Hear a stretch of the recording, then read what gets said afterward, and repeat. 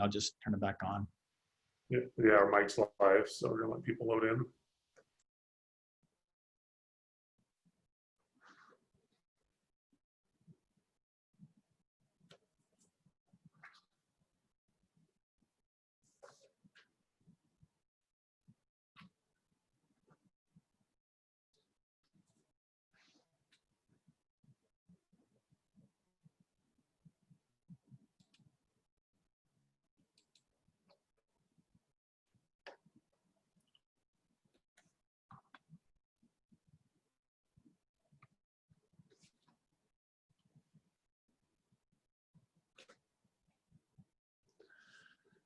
Good morning, everybody. Thank you for joining the ACA Small Business Bootcamp and Resource Collective for this Tuesday morning. We will get started here shortly. We just need to let everybody load into the Zoom app, and then we will get going.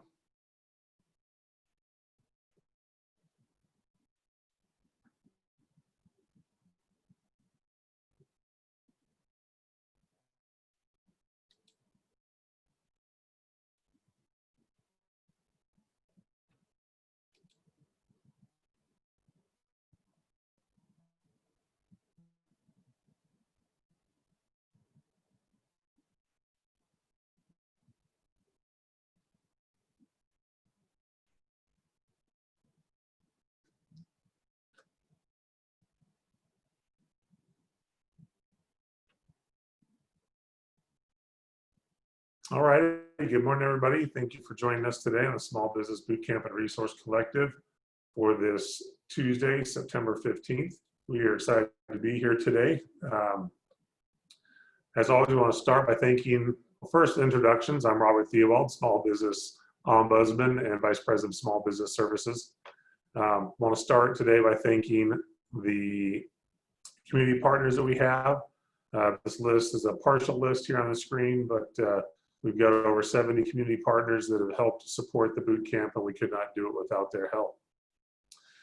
So the ACA Small Business Bootcamp and Resource Collective is designed to help small businesses work through the COVID crisis and return stronger than ever. It is a statewide initiative supported by our community partners. And the bootcamp is going to continue on through October. And we've got some exciting things coming up after October for some other projects. We'll announce those as we get closer. But we have some great things in the works for small businesses to help support them through this time. So here's on the Small Business Bootcamp and Resource Collective. Our webinars that we've done since the beginning of April. Today is the 80th session. So there's 80 different webinars you can go back and view. You can watch today's session and go back and view the other 79. You can find those on our website, the archive sessions, or register for the upcoming sessions on that same web page. Also on that same website is our Resource Collective, the link for that. And as you go into the Resource Collective, you can find all the tools and guides that our community partners have provided for us to post to help support small businesses throughout the state.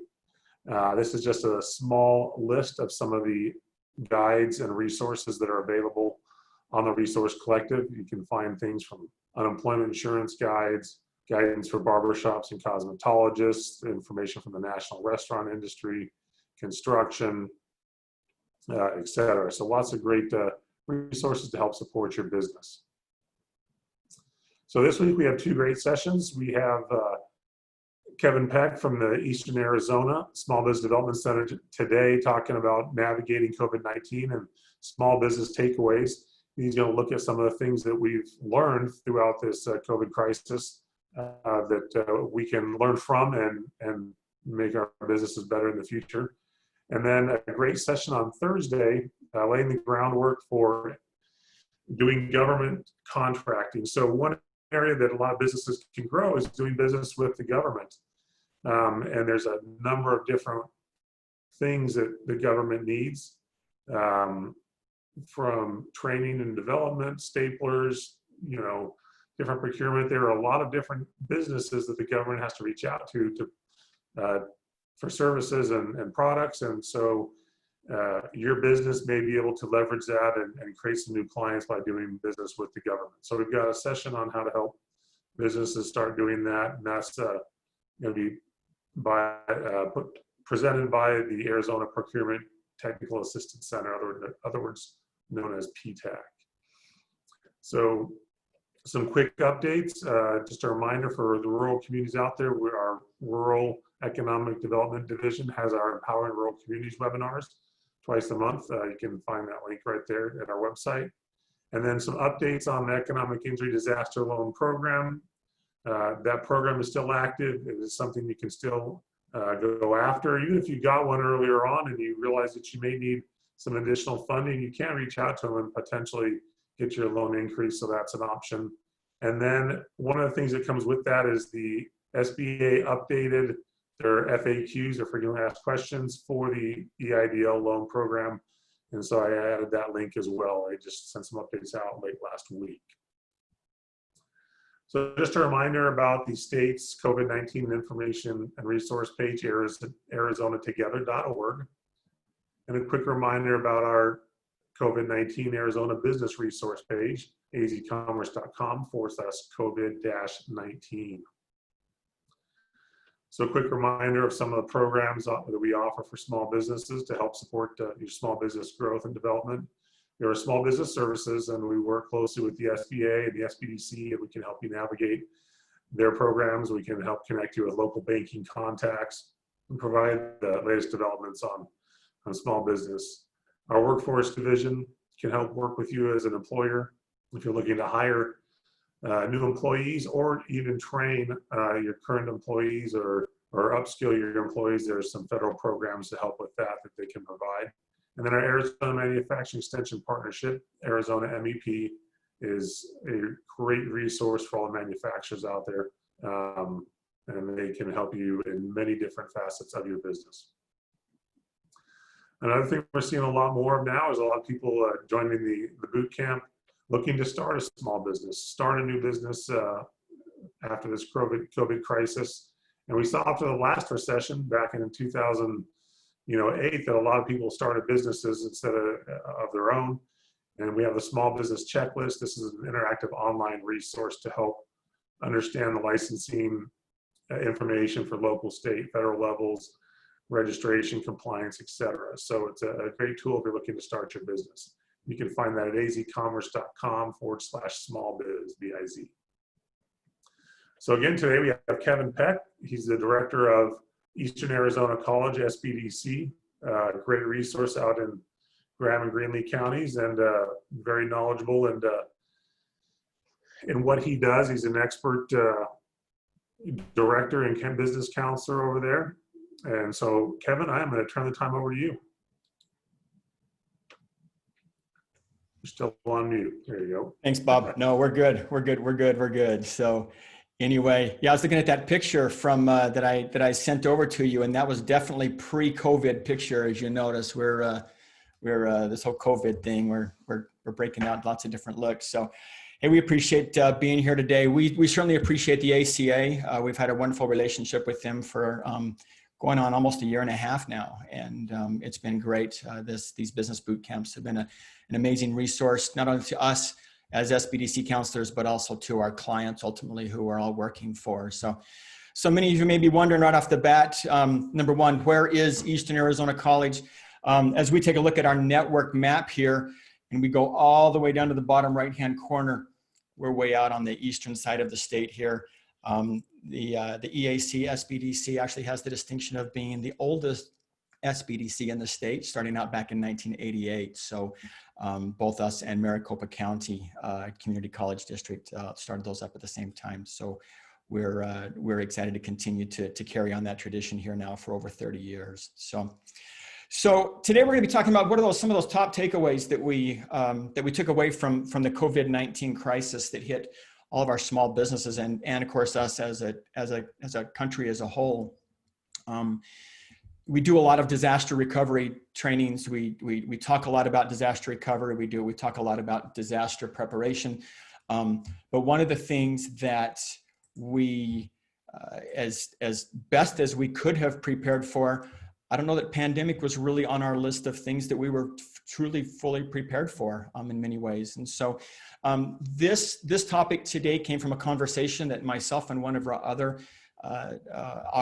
my other counselor, business counselor here in our office had one day as we were talking about what are some of the things that we need to take away from this. We believe there's a lesson to be learned in all things.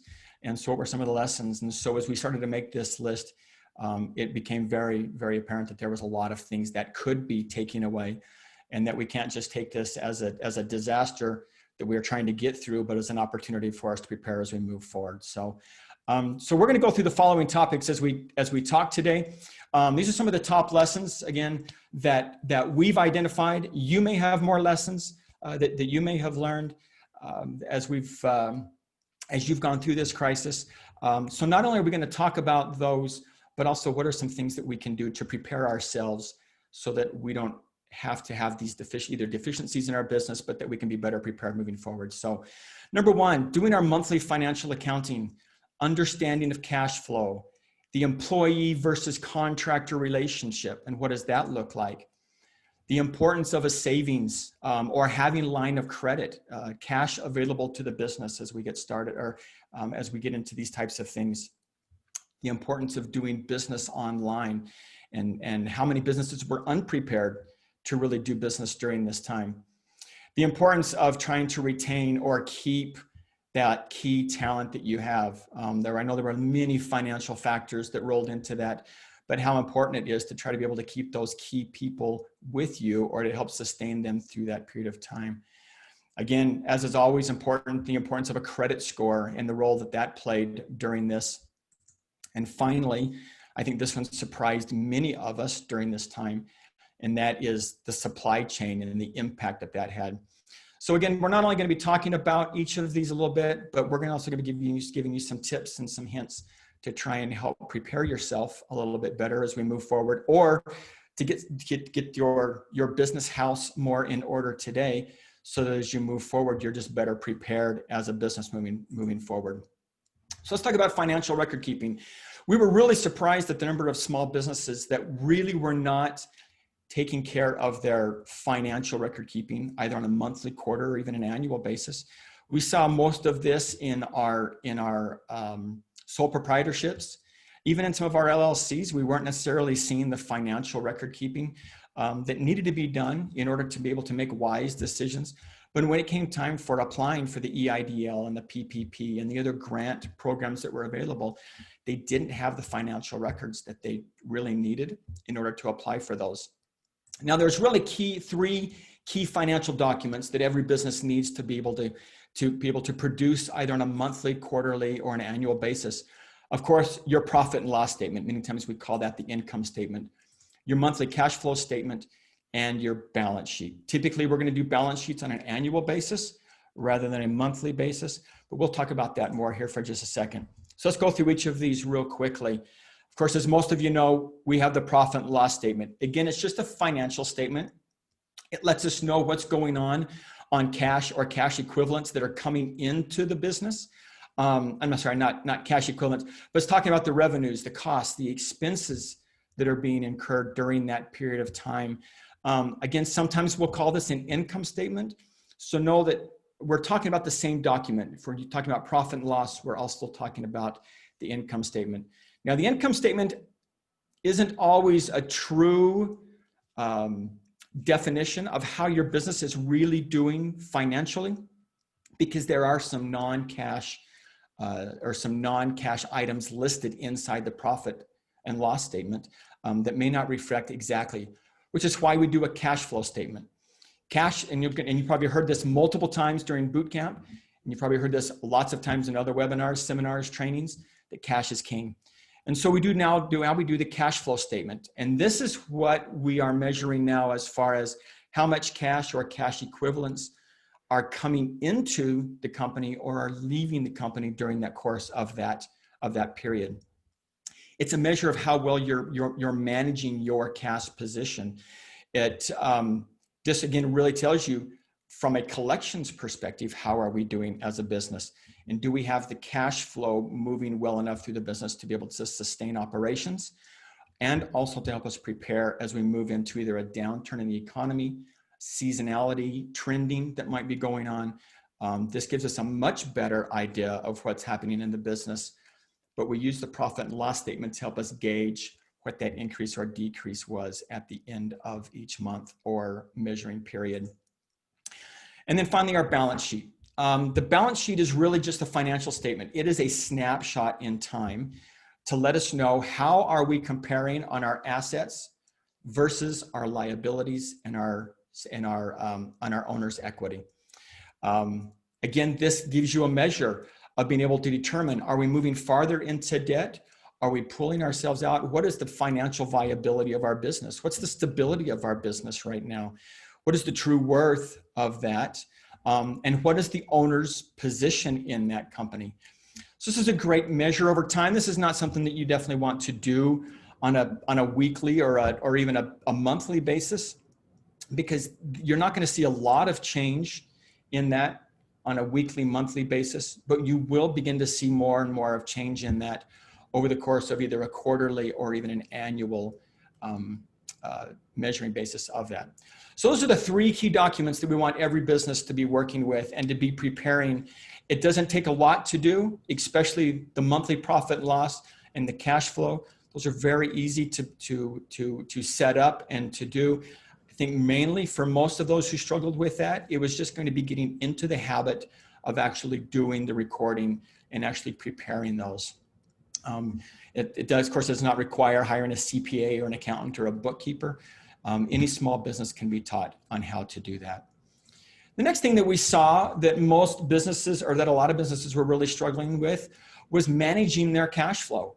They really did not have an idea of what was coming into the business and what was going out of the business during that period of time, which as a business owner, if you don't know where you're at cash-wise in the business, it's very difficult to make any real strategic planning decisions on behalf of your business and moving forward. Can we invest in new equipment right now? Can we expand? Is this time for us to start drawing some things down a little bit as we prepare for a downturn, seasonality, trending, whatever might be happening there? So here's some tips for you. How do we manage this cash flow a little bit better? And this is going to go for any business, whether you've been struggling with that or not. And number one is start to manage your cash flow. There are way too many resources available for us today in being able to track how our cash flow is working. Most of your accounting programs now give you the ability to be able to link directly to your business bank account. I had a business partner one time who would draw that down every single day. He would come in the morning, pull down the bank account, see exactly where that trending was going on as far as collections, as far as receivables went. And he knew at any given time, and he could make a decision very quickly and easily about where we were because he was monitoring the cash flow, and he didn't wait until it became too late to be able to do anything as part of that. The second thing is start to cut some costs. Now, where do we cut costs at? Well, go back and again, now start to look at your business expenses. Can we start to cut back? Is it possible to cut back on utilities? Can we make some adjustments in rent? Is there any opportunities there? How about our payroll? Are we spending money on subscriptions or services that you're not really using? Or is it time for us to take a look at maybe our insurance rates? Is there an opportunity for us to get better deals on our insurance? Can we renegotiate some terms maybe on a loan or a lease?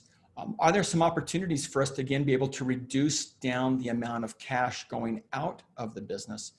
Again, if we're not monitoring that and watching that, we're not going to know where those funds are going. The third thing is to stay on top of your invoicing. It's interesting that most businesses do their invoicing at the end of the month. Why are we waiting to the end of the month to send out an invoice for something that was purchased at the beginning of the month? So now we're putting ourselves, in some cases, 60 days out before we receive cash for services or products that were sold. We should be spending and sending out our invoices at the time that the product or service was sold.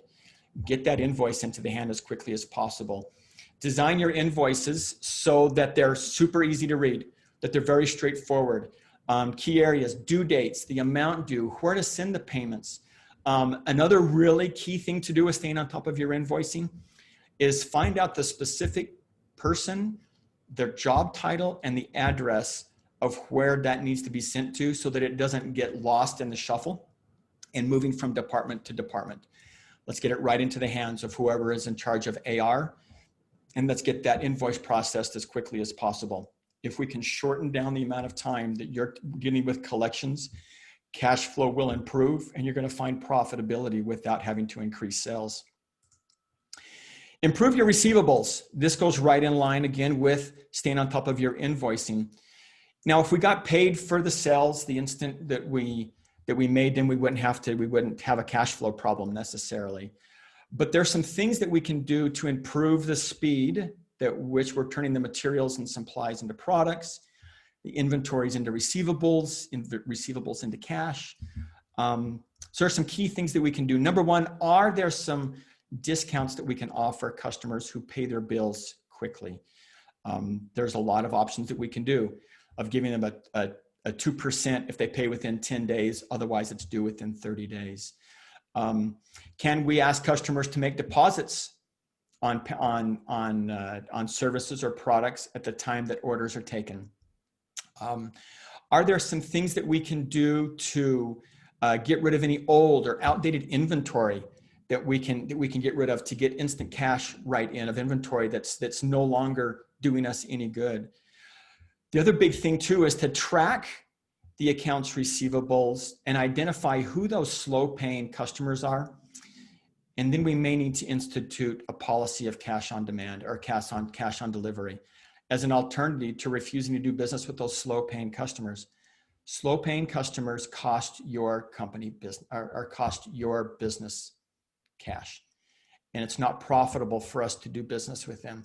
So we need to find ways of being able to get them to get money coming into your business much quicker than what it has been. We've already talked about this already, and that is, again, stay on top of your bookkeeping. We can't manage a cash flow if our records are out of date. We can't manage a cash flow problem if we knew what was going on 3 months ago, but we haven't done our books and done our bookkeeping and our accounting. Stay on top of the bookkeeping. Record your deposits, record your sales, make sure that we're downloading and keeping track of what's going on the receivables, on the payables. Again, if you're not on top of the bookkeeping, you're not going to even be able to manage it. And then we're going to end up in a crisis situation that could have possibly been prevented or been prepared for or been planned for had we had all of our financial documentation in-house. Now, the third thing, and this again came up a large amount for a number of our clients during the pandemic, and this really reared its head during the EIDL application processes and the PPP processes, and that is the difference in the difference between employees and contractors. I'm not going to make up another word there, and I'm not going to continue to fight that one. Of course, as small business owners, we want to keep our costs as low as possible. And it's easier and simpler for us to just 1099 somebody at the end of the year. And we can maybe justify exactly what that relationship is like. And so what happened is that we had many businesses who might have 10 or 15 people technically who were employees, but were being counted as contractors, and therefore missed out on a lot of funding opportunities during this time because technically, as far as their books went, as far as their records went, they were contractors. So I want to share with you some distinct categories here of how we identify an employee versus a contractor, because we don't want you to get caught later on, either with another missed opportunity from a funding perspective or from a potential audit that may come down as part of that. So this is a chart that I pulled off from one of our national conferences this last year that I felt was really probably the best definition of how we distinguish between those. There's a behavior control, who's controlling the work that's being done and how it's being done. There's a financial control of how the business is paying that worker. And then there's the relationship. What's the permanency of that relationship? Meaning, is that contractor solely working for us, or are they working for other people as part of that? Now you can go through here and be able to take a look again at these definitions of what defines an employer, who's controlling the hours, who's providing all the materials and tools, what's that continuing relationship looking like versus a contractor who's saying, yeah, I'll go lay that brick patio. I'll go and meet this contract, and they're providing a contract to the employer and then taking care of that on their own schedule. They have their own business license. They're providing all of their own tools and equipment, but they're also doing work for lots of other people as part of that. They're not solely working for just the one provider there.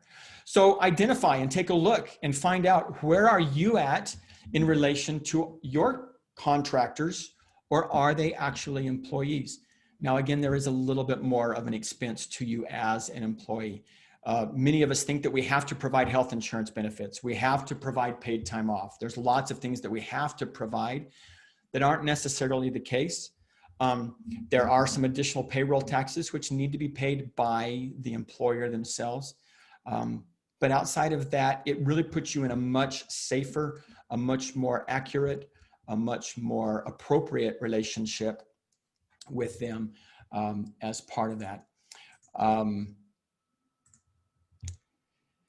right, let's talk about our next one, savings, lines of credit. Now, this is a big question that we get all the time. And again, it really reared its ugly head during this period of time as many businesses became strapped for cash.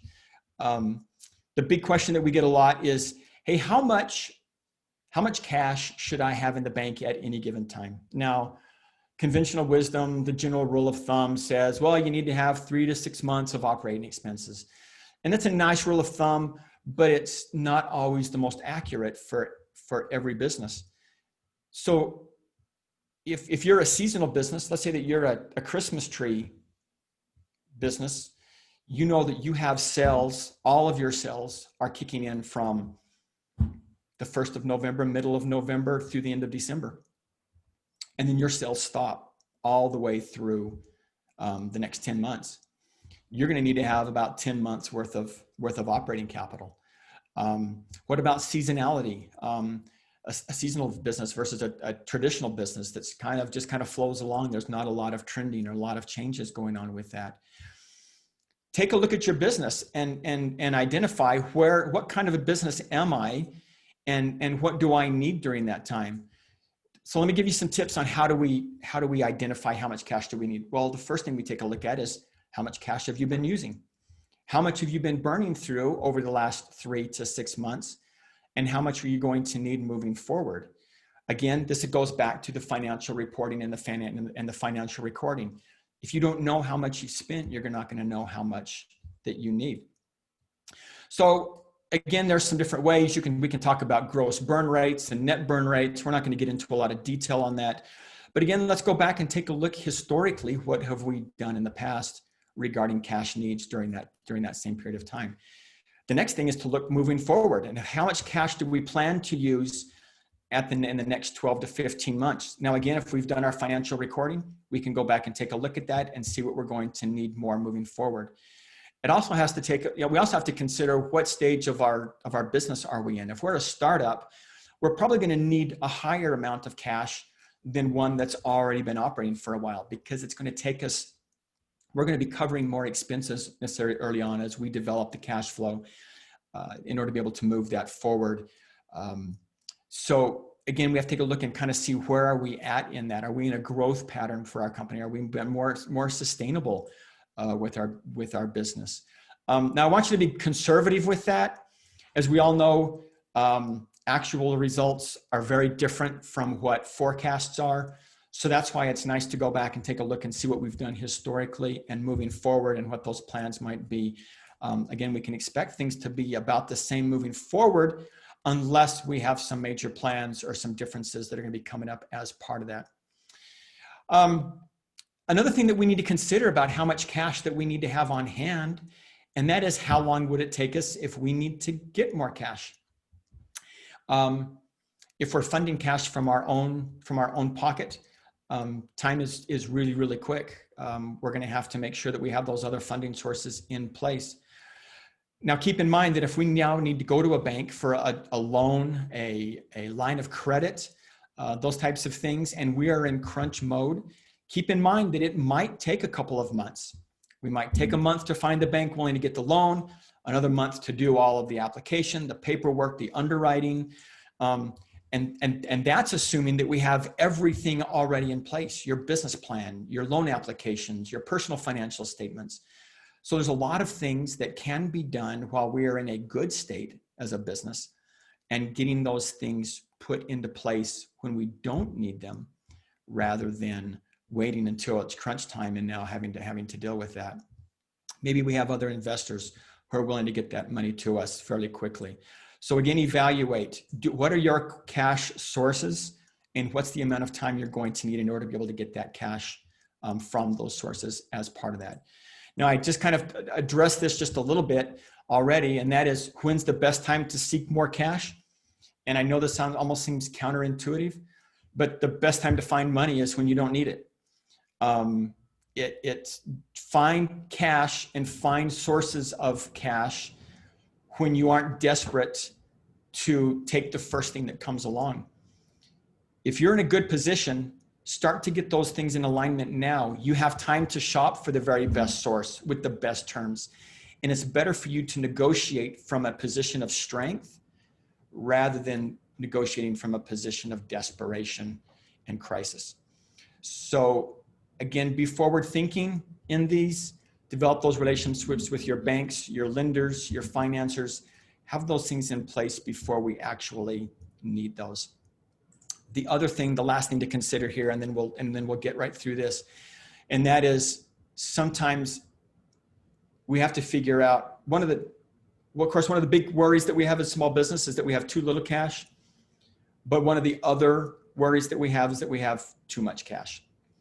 And then businesses begin to get into trouble, because then they start to undertake projects, they hire staff, they buy equipment, they move to larger offices, they upgrade everything in the building, which many times are going to incur ongoing long-term fixed costs. And so what we have to do is make some, again, really good financial decisions before we invest in those, of making sure that we're not putting ourselves and strapping ourselves into a long-term financial struggle, because the funds seem to be good right now. We want to make sure that we're planning for those. There are other ways that we can utilize that cash if we have a lot of that on hand. Maybe we need to make distributions to owners rather than make decisions that might have some really far-reaching effects on that.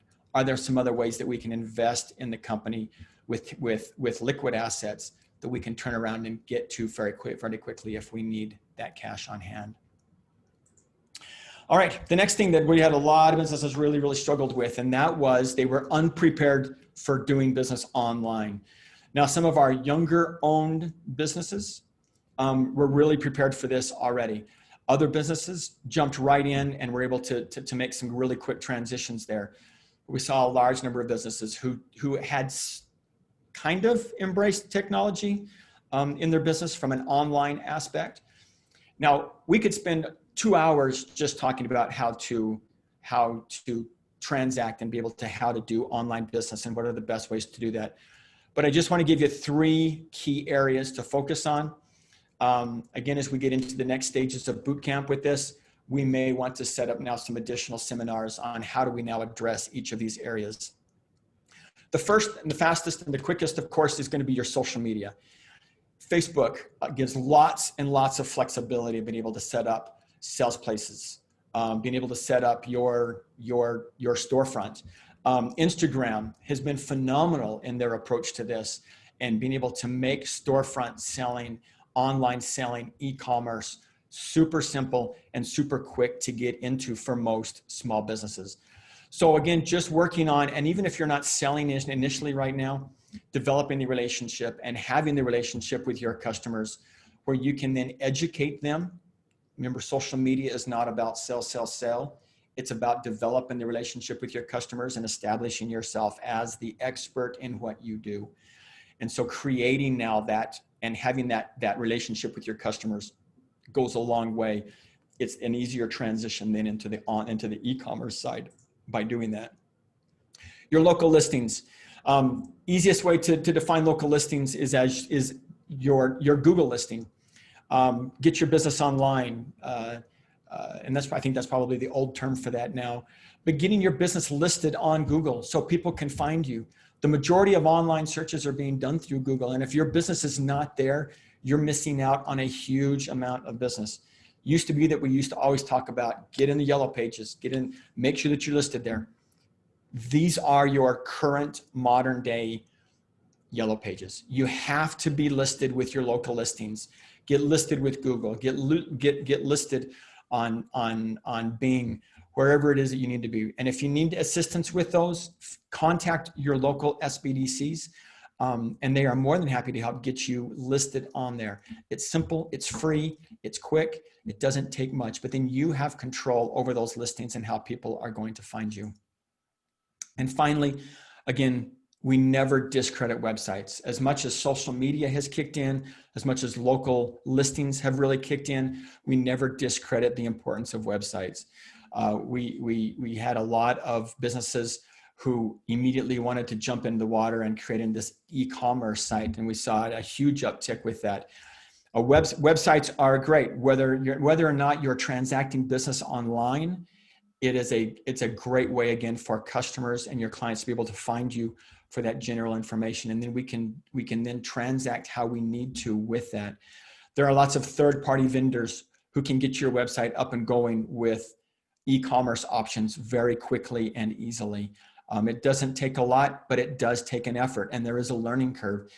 Again, you can do this yourself. It doesn't take a lot, or you can hire this out to others, whichever way you feel most comfortable. So, but again, I call this the three legs of your online presence: your social media listings, your local listings, and your website.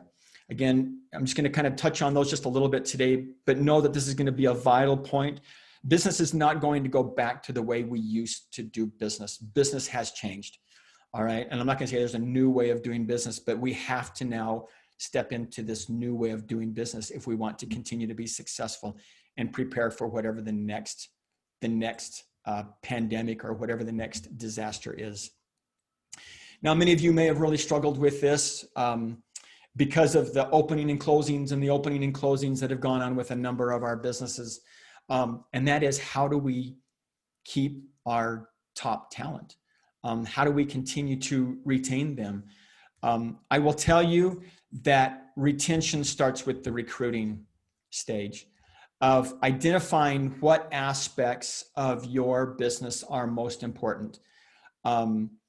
What aspects of your culture, what aspects of your strategy that you want to emphasize, not only to your employees, but to your customers and to your team, and then finding and seeking those out in the candidates that you're interviewing. Hire who you want. We can teach how to use keyboards. We can teach how to use point of sale systems. We can teach how to use programs. That's not a problem. But there are some things that you just can't teach. And sometimes you can't necessarily, you can teach culture, but sometimes there are some things inherent about the person and inherent with your team that you can't necessarily teach to a lot of people. And so if we can hire with retention in mind, then that's going to help us in the long term, especially when things get a little more difficult and somebody has bought into the culture. It'll be much more difficult for them to go someplace else rather than staying with you and working through those lean times. So today's workers want mobility and flexibility, and it's something we're going to have to just embrace. It's something we're going to have to accept and continue to work through. The days of 9 to 5 hours are gone. Employees are wanting more remote working options. And again, I think we're finding during this period of time, as most of us and many of us were working from home, we realized the great advantages and benefits of having some remote working options, flexible hours, some fluid PTO options.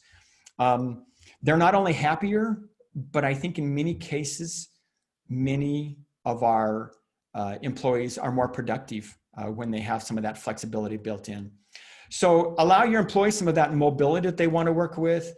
They're likely to stick around longer, and they're going to have a much more positive impact on your business.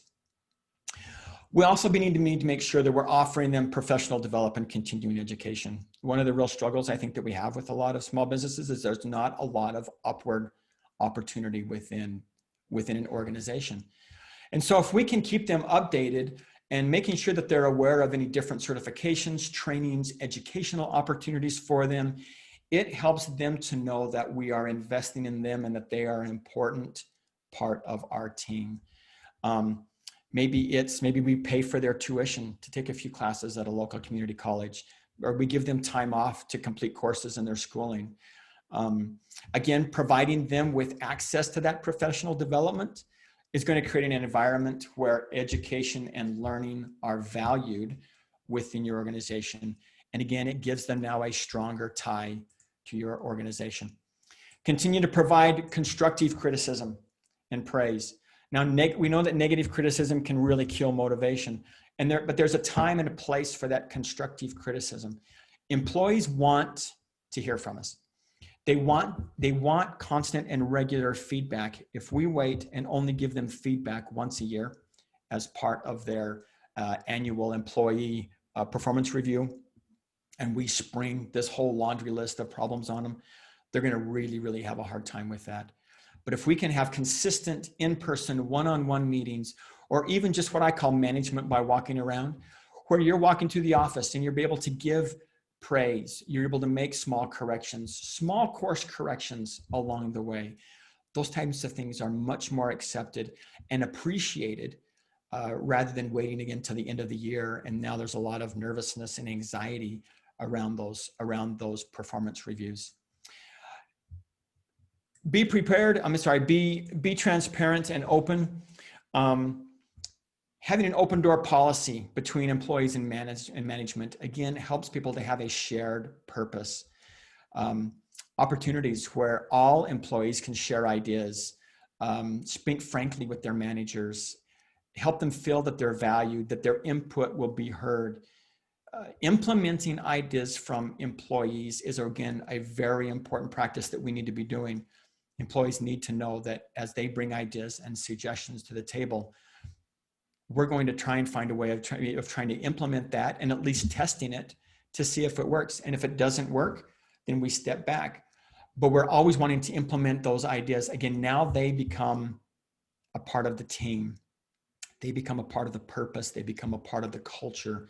And now they have more value.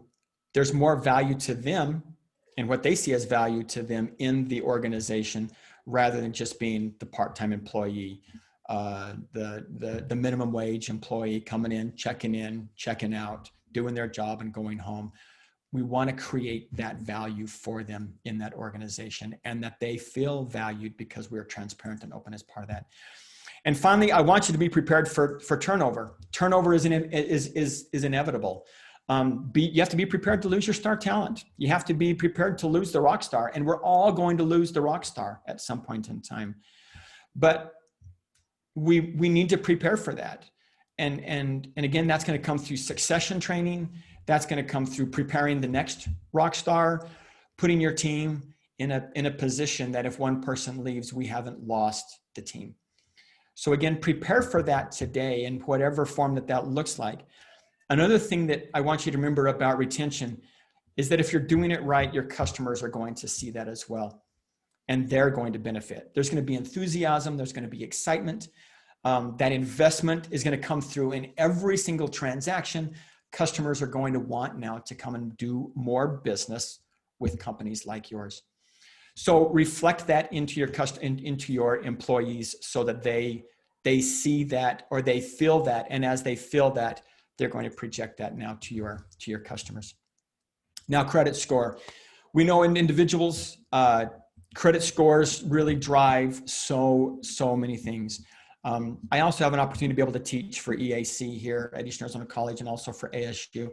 And one of the things that I teach in my class is the importance, as in being young, is the importance of that credit score and your ability and to be able to borrow or use other people's money for less money later on with good credit. Now, credit scores are more than just a number. In fact, it plays a large role in the success of your business. it plays a role in again, going back to that sources of cash. If our credit scores are not good, then we're going to have a difficult time trying to find that cash. And so making sure that we're keeping, again, our financial house in order and keeping that where it needs to be and improving that on a regular basis is going to be vital to your business. Now, understanding how we improve the credit score is only half the battle, but we're always trying to make sure that we're improving it and finding ways and making sure and monitoring that in case, of course, in this day and age, that we're not there hasn't been an identity fraud or someone else hasn't been taking advantage of our credit in order to do their own nefarious dealings or whatever may be going on with that. So again, keep in mind that this is just a measure that people are using. Now, keep in mind also that credit scores are this complex statistical model that I don't think any of us fully understand. We think we're doing one thing good, and then we see a ding that comes back down. There's no real guaranteed way to improve business credit scores, but there are some super simple steps that we can do to ensure that it reflects the best possible score that we have. Number one, check your business credit report regularly and verify that information is all accurate and up to date. There's a number of online sources that will give you those reports on a regular basis. Those are soft hits. They're not going to be a hard hit, so you're not going to see dings on that. But you're going to be able to take a look at that on a regular basis and be able to monitor whether that's going up and going down. If it's going down, we need to make sure that the information that's there is accurate and it's all correct. The biggest thing, whether you're an individual or whether you're a business, is pay your bills on time, pay your creditors. Historical payment behavior with previous creditors is really the biggest driver with how we do that. Now, keep in mind that many people worry that debt is the biggest cause of credit scores going down. It's actually managing that debt and showing that we're paying our bills on time, that we're managing that, we're not getting into debt deeper or faster than we're coming out of debt. So the credit score is really a reflection of how we're managing that debt. You also want to make sure that you're establishing business credit with companies that report those transactions. Remember, not all business creditors report their trade information. So find out, and I'm not saying go out and create now new relationships, but we need to be considering of doing business with those who are going to report that will then have a reflection back onto your business credit scores. And those have to do with a number of things, the number of trade experiences that go on, outstanding balance, your payment habits, your credit utilization of how well you're utilizing that credit for your business, trends over time. They may take a look at things such as the SIC codes, your business size. There's a lot of different factors that go into it. So really the most important thing is pay your bills on time and keep an eye on that credit score over time and make the small minor adjustments to move forward so that when we do come time and we do need that loan or we do need that cash infusion, we're in a position to be able to do that. And finally, the last item we want to talk about now is probably the one that really shocked us the most, and that was the supply chain situations that went on. The ability of being able to get the goods and services to our retailers or those who are selling the products took a major hit. For those of you who went out to eat, depending upon where you ate, you probably saw menu prices went through the roof because being able to get beef, being able to get milk, being able to get eggs, being able to get lots of products because the supply chain took a massive hit during that period of time. And of course, it trickles down to the very end. So we have to be able to work closely in developing a really strong supply chain as part of that. Now, how do we manage this? The first thing is we've got to build a resilient and agile supply chain. Right now, there is so much uncertainty for lots of different reasons of what's going on.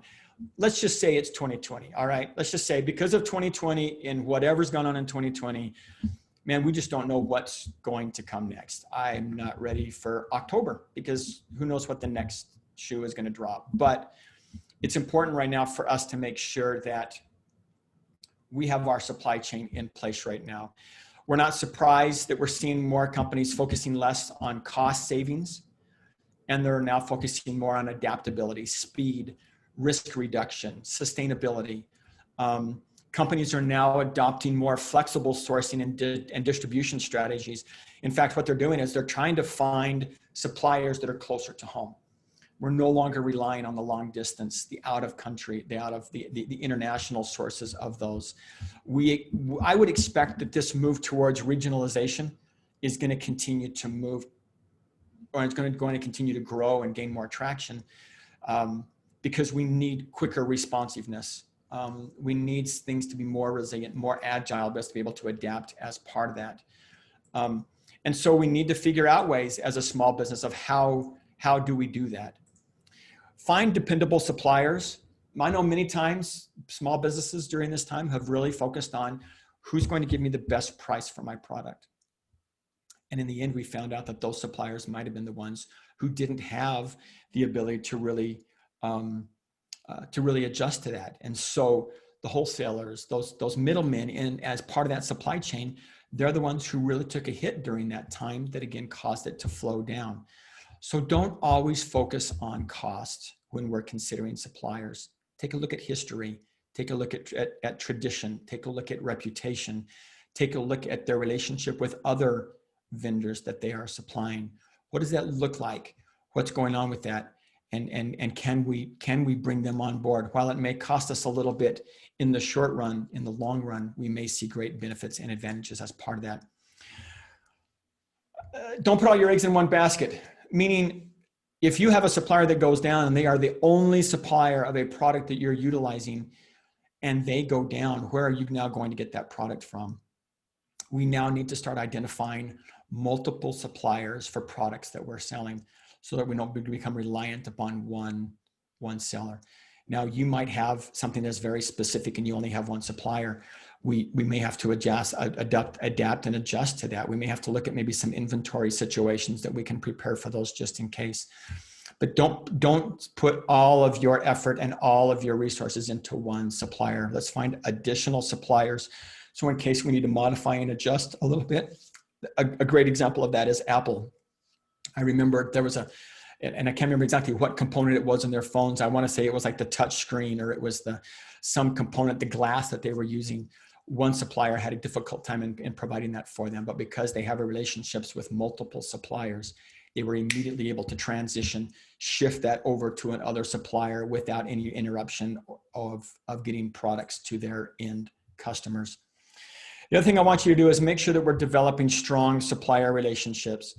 Get to know your suppliers, find out who they are, what do they do, get to know them a little bit more outside of just the transactional side of business.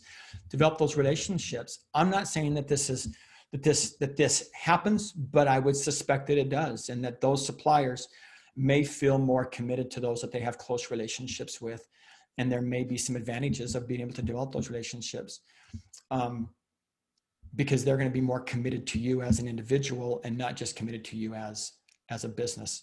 So develop those relationships with them. Find out ways that you can strengthen that, whether that's through more close personal relationships with your vendors, your distributors, the salespeople, whatever that might be. Find ways of being able to strengthen those so that, again, when things get really, really difficult, you become one of those that they fight for to get their product to. Want to make sure that you're always planning continuously. This is not a one and done. We know that things need to be handled and continue to be worked on continuously. So planning is one of those supervisory tools, or some of those supervisory responsibilities that we have to do every single day. Always plan, always be working on the next portion, always be taking a look at more collaboration amongst trading partners and your suppliers. And do that planning accordingly as part of that. And finally, a suggestion for you is, can you produce in-house? One of the companies that we work with, when things got really, really snug, decided that they wanted to invest in equipment to now start producing a component of what they sell and produce it in-house. In the short term, they took a cash hit because, of course, they had the outlay for all of that. But now they're producing based upon their own production needs, and they're no longer dependent upon another supplier to get those products in for production. So is it possible to produce in-house? Again, let's go back and take a look at cash flow. Let's go back and take a look at that planning. If we're in a cash plus position right now, can we bring that equipment in-house to be able to do that? Again, lessening our reliance upon outside suppliers. Now, so that's kind of the big rundown. Know that in all of these areas, you have lots of resources available to you in order to be able to get through any of these that maybe you identified with all of these. Maybe you identified with one or two of these. There are lots of resources available to you. Of course, our state network, the America's SBDC here in Arizona, the Arizona Commerce Authority.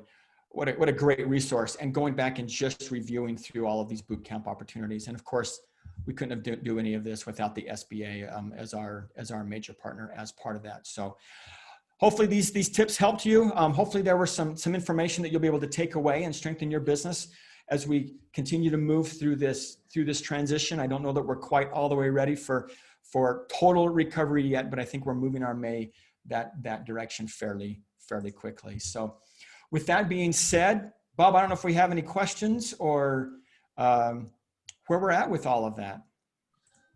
We got a few minutes left, Kevin. I want to thank you for that presentation. Attendees, if you have questions, drop them quickly in the Q&A box or in the chat, and we got Kevin on the line so we can answer some of those.